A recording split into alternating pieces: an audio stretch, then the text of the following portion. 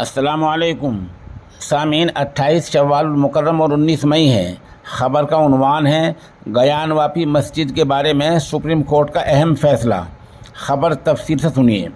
Supreme court نے high court کے اس آدیش پر روک لگا دی ہے جس میں کہا گیا تھا کہ وہاں موجود فوارے کی کاربن ڈیٹنگ کی جائے اور اس کی وگیانک سائنسی سرویکشن یعنی نئے سرے سے آخری حدوں تک اس کا سروے کیا جائے، جائزے لیا جائے، معائنہ کیا جائے اور یہ پتہ لگایا جائے کتنے سال پہلے کا ہے، یہ کیا ہے کیا نہیں۔ ہائی کورٹ نے ایسا آدیش دیا تھا اور یہ آدیش محکمہ آثار قدیمہ کے حکام کو دیا تھا۔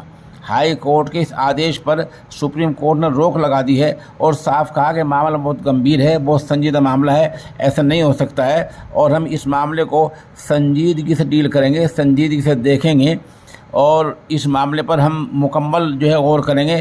اتنی جلدی ایسا نہیں ہو سکتا۔ ادھر مسجد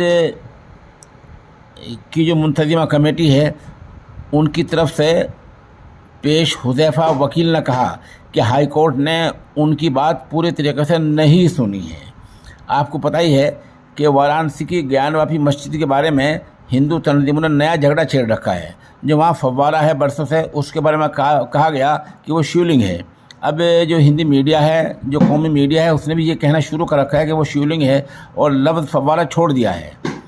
اسی معاملے کو لے کر مسجد کمیٹی کی طرف سے حذیفہ احمدی جو بہت سینئر ایڈوکیٹ ہیں، وہ سپریم کورٹ میں پیش ہوئے اور انہوں نے بتایا کہ ابھی 2-3 دن بعد ڈینٹنگ ہونی ہے، وہاں کاربن ڈینٹنگ ہونی ہے اور وہاں اس کا جائزہ لیا جانا ہے، سروے ہونا ہے، ایسا ہائی کورٹ کا آدیش ہے۔